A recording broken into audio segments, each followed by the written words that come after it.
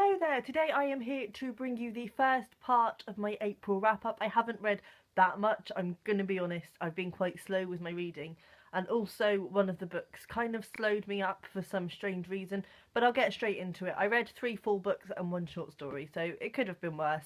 So first I read There But Further by Ali Smith. I love Ali Smith, and I read The Accidental probably 2 years ago now and absolutely adored it, but I've been quite slow in getting into her fiction for some reason. I have read a short story collection and her non-fiction essay Artful, but this is my second sort of proper fiction from her, and I have to say it didn't blow me away as much. I still loved it, but I would definitely say if you haven't read Ali Smith yet, start with The Accidental. Both these books look at very similar themes and they have a lot of similarities between them, but The Accidental has much more of a cohesive plot. So basically this looks at a situation in which a man has gone to a dinner party as a +1 for somebody and has ended up going upstairs and locking himself in their spare room. They don't realise until the next day and they can't get him out, and we never actually get the point of view of the man Miles who is locked himself into the spare room, but we get points of view of other people. So the family, in an attempt to get him out, look through his phone which he's left downstairs, and the first section follows a woman who they find in his phone and they email her and ask her to come and talk to him,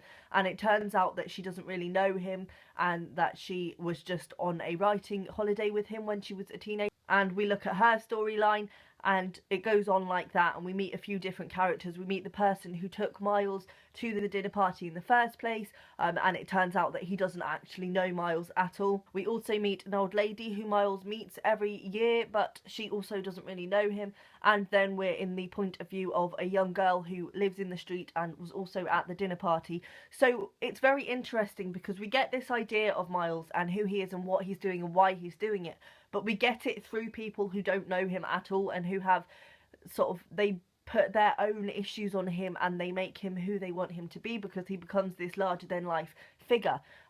In that way it kind of reminded me of The Heart is a Lonely Hunter by Carson McCullers, where you have the deaf mute man and people sort of put their own personalities on him and make him who they want him to be even though they don't actually know him. Ali Smith, in the same way she did this in The Accidental, she kind of puts a cat among the pigeons and looks at what the pigeons do. So she's very good at making a situation and looking at the reactions around that situation. She's not the best for plot, and this book kind of, I loved it, but it could have been a bit more tied together for me. You kind of didn't get conclusions for each of the sections. You just had a snippet of the person's reaction and what they thought of Miles and what they thought of what he was doing. And it also looks very much at what it is to be human, what motivates our behaviour. And it also has quite strong themes about living in the moment. As you can tell from the title, There But Further, it's very much about what is there, what is now, what is this.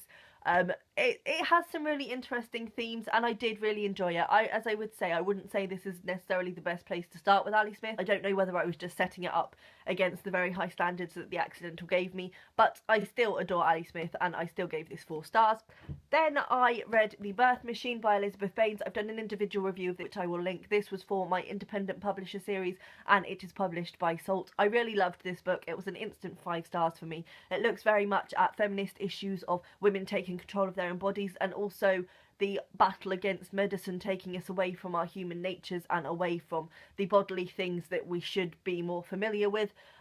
It's a very, very interesting book and I would definitely recommend it. If you want to know more about my thoughts, check out my individual review down below.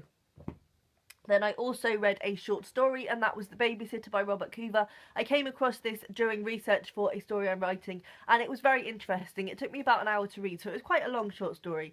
And it's about a scenario where a woman is babysitting for a family, and it's all about fantasy and sort of the different scenarios that could happen. So to start with, it's quite confusing because she goes to the house and the parents of the children go off to their party, and then her boyfriend comes into it and he's thinking about calling her because he wants to go over and he's imagining what they could do if he does go over. We then also get snippets from the dad of the family who has taken a fancy for her and he's imagining what would happen if he went back and found her in the bath and things like this.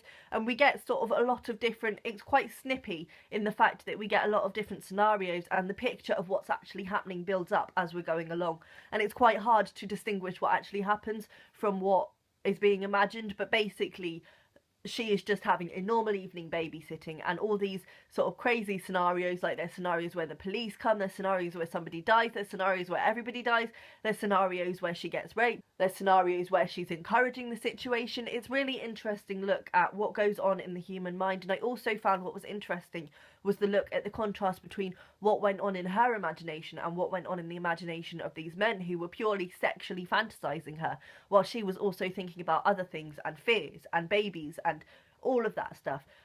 So it was very interesting, and I would definitely recommend picking it up if you get a chance. It's only 99p for a Kindle copy, so it's worth a read. And then finally I read The Girl with All the Gifts by M.R. Carey. I literally just finished this. This was kind of the book that slowed me up. Now, I would say, first of all, that I did enjoy it. It was okay.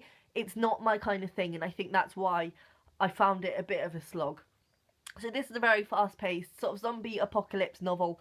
I've never read a zombie apocalypse thing before. It just doesn't interest me, but I wanted to read this because there is a film coming out, or it might be out, I don't know. So I wanted to watch that. So this is basically about a world in which we are in a secure unit that has these children in it that are bound up. We don't know why at first. They're bound, they're in chairs, but they're going to lessons and things like that, and they're having scientific experiments carried out on them, and you soon realise that that is because they are a strange hybrid of zombie, and the base gets attacked and they have to go on a mission. Most of the children get left behind, but there is one girl called Melanie who goes with her favourite teacher, two of the sergeants from the base, and a doctor as well. And it sort of just looks at the way they move through this zombie apocalypse world, and it looks at how Melanie copes with the realisation of what she is, because when she was in the base she had no real idea of it, because they weren't told in case they became dangerous or something like that.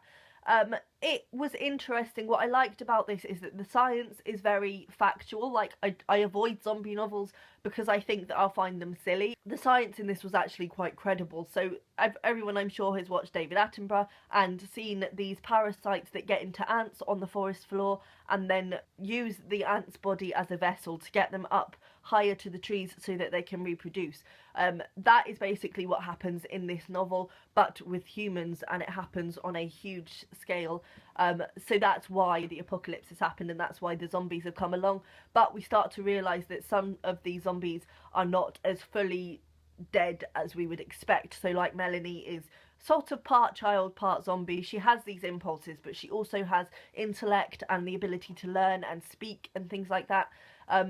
What I enjoyed most about this, and I think is quite important, is the fact that we sort of look very much at how people accept each other's differences and learning to understand people who are different from yourself. I thought that was a really interesting point and an important point. For me, I think the thing that bothered me was that it was very bam, bam, bam. There was actually an afterword by the author that says that this started as a short story, and I have to say you can kind of see that. I think sometimes it felt like there was action for the sake of it, or something else was happening for the sake of carrying the novel on. That said, I think people who like fast-paced reads might enjoy this. I find them quite tedious and just a bit contrived, but it was enjoyable. I gave it 3 stars. It wasn't a terrible read. It just wasn't necessarily my cup of tea. So that's everything I read in the first half. As I say, not a huge deal. I'm hoping to get more read in the second half. I think I'm going to focus on short novels to get my reading count back up again. Let me know down below what you're reading, and I will see you next time. Bye!